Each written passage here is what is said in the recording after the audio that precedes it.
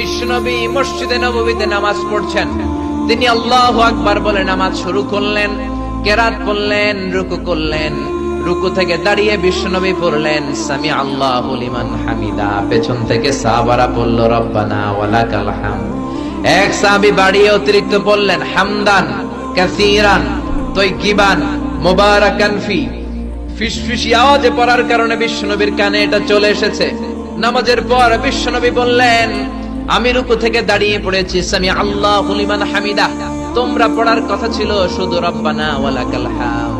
কে যেন একজন ফিসফিস আওয়াজে পড়েছো হামদান কাসীরান তাইয়িবান মুবারাকান ফি। কে পড়েছো? দাঁড়াও।